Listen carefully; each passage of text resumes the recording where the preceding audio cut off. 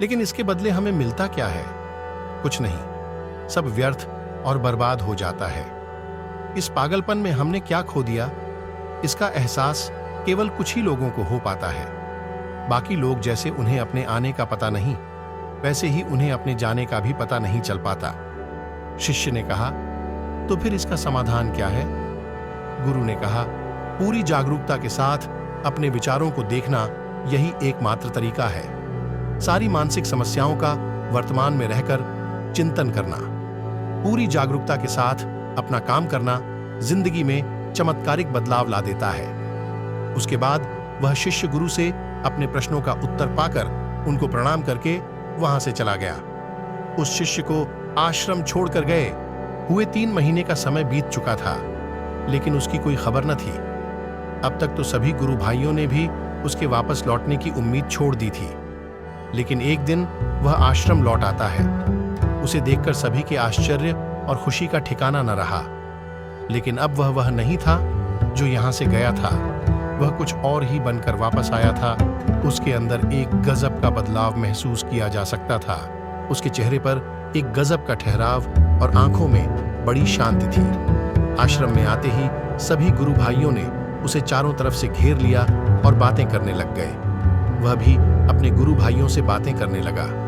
उससे बात करने वाले सभी ने यह अनुभव किया कि अब वह पहले जैसा उतावला और बातूनी नहीं रह गया था।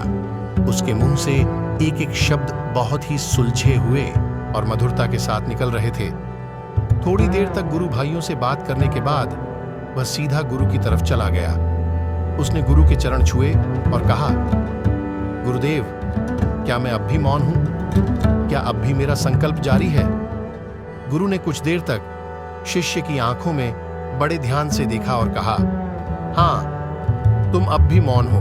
तुम्हारे मुंह से एक भी शब्द निकल नहीं रहा और तुम्हारा संकल्प अभी भी जारी है। शिष्य ने कहा, गुरुदेव, जब मैं आश्रम से गया तो मैं मुंह से तो चुप था, लेकिन मेरे अंदर बहुत सी आवाजें थीं। मन में बहुत से प्रश्न थे और वह बंद नहीं हो रहे थे। तो मैं जंगल में चला गया इस उम्मीद से कि वहां मुझे शांति मिलेगी और मेरे मन की बकबक कम हो जाएगी। लेकिन मैं जितना एकांत में जाता गया, मेरे अंदर की आवाज उतनी ही तेज होती गई। मेरे भीतर की पुरानी से पुरानी आवाज मुझे सुनाई देने लगी।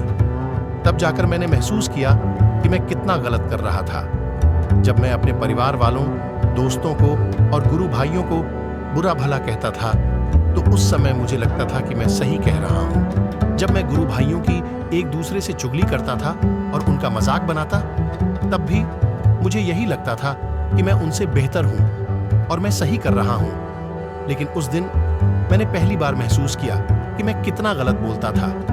काफी दिनों तक ये आवाजें, ये शिकायतें मेरे अंदर चलती रहीं, लेकिन धीरे धीरे करके एक दिन ये सारी आवाजें मेरे अंदर से समाप्त हो गईं।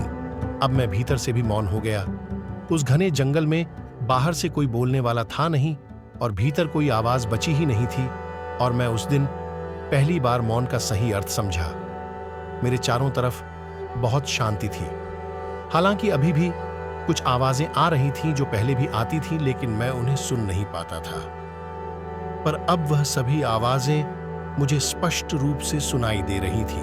हवा के चलने की आवाज, चिड़ियों के चहकने की आवाज और पानी के बहने की आवाज। ये सभी आवाजें मैंने पहली बार पूरे होशपूर्वक सुनी। अपने चारों तरफ इतनी शांति मैंने पहले कभी महसूस नहीं की थी। तो इस शांति को भंग करने के लिए मैंने पहली बार अपने मुंह से कोई शब्द निकाला। मैं चिल्लाया, हे ईश्वर, ये कैसी शांति है? सभी कुछ इतना शांत क्यों है? ऐसा क्या हो गया? लेकिन मेरे चिल्लाने के बाद भी शांति भंग नहीं हुई। सब कुछ पहले जितना ही शांत था, बाहर भी और भीतर भी। हे गुरुदेव, मैंने अपने गुरु भाइयों से बात की, मैंने आपसे बात की। मैं बोल रहा हूं, मैं चल रहा हूं, मैं सब कुछ देख रहा हूं, लेकिन मैं अपने भीतर एकदम एकांत में हूं, मौन में हूं। भीड़ में होता हूं तब भी भीतर से अकेला एकांत में होता हूं। जब मैं खुद में भी शोर करना चाहता हूं तब भी एकांत में ही होता हूं। अब सब दिखाई पड़ने लगा है, सब सुनाई पड़ने लगा है। गुरु ने कहा, जब तक हम बाहर की तरफ बोलते रहेंगे, भीतर अशांति ही रहेगी। लेकिन जिस दिन हम भीतर की तरफ मुड़ जाएंगे, तब हमारे मुंह से कुछ भी निकलेगा, हम शांत ही रहेंगे। दुनिया में जितनी भी बुराइयां हैं, ज्यादातर हमारे बोलने से ही उत्पन्न होती है, क्योंकि हम चुप रहना नहीं चाहते। हम जितनी जरूरत है उससे कहीं ज्यादा बोलते हैं। हम सामने वाले को सुनना नहीं चाहते, बल्कि उसकी बोलती बंद कर देना चाहते हैं। उसे समझा देना चाहते हैं कि मैं कौन हूं, मैं क्या कर सकता हूं, और यही हमारी जिंदगी का मकसद बनकर रह जाता है। हमारी सारी ऊर्जा व्यर्थ के बोलने में बर्बाद होती रहती है। ऐसे ही समाज में लोगों का जीवन दुखों से भर जाता है, जो हमेशा एक दूसरे को सुनाने में लगे रहते हैं।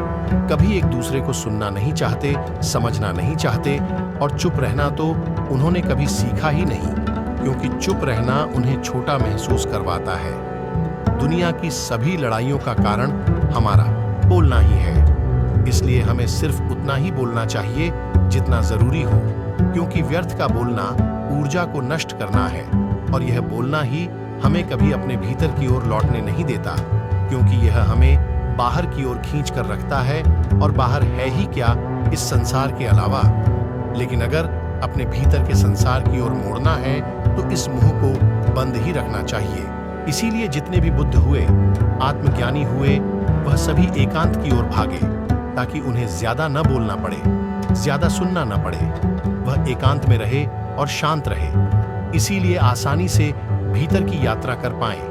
लेकिन अगर कोई चाहे तो इस संसार में रहकर भी एकांत में रह सकता है, शांत रह सकता है। लेकिन इसके लिए उन्हें अपनी ऊर्जा बचानी होगी, जिसे वह अब तक अपने व्यर्थ के शब्दों में बर्बाद कर रहे थे। दोस्तों, इस कहानी की सीख यही है कि व्यर्थ का बोलना ऊर्जा को नष्ट करना है। ज्यादा और व्यर्थ बोलना ही हमें अपने भीतर की ओर लौटने नहीं देता, क्योंकि यह हमें बाहर की ओर झुकाए रखता है, और जिन्हें भीतर की यात्रा करनी है उन्हें अपने मुंह को बंद ही रखना चाहिए।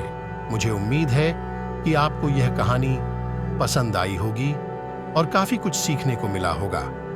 कहानी के बारे में अपने विचार आप हमें नीचे कमेंट बॉक्स में कमेंट करके बता सकते हैं। नमो बुद्धाय।